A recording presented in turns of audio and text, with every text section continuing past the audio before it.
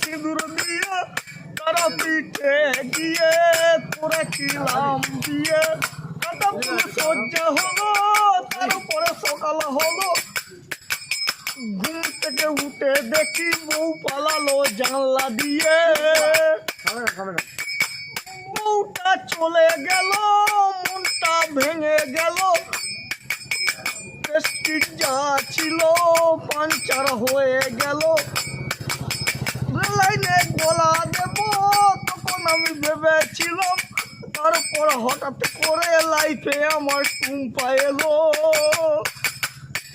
টুম্পা সোনা দুটো হাম্পি দে না, আমি মাইদি বলেছি আর খইনি খাবো না।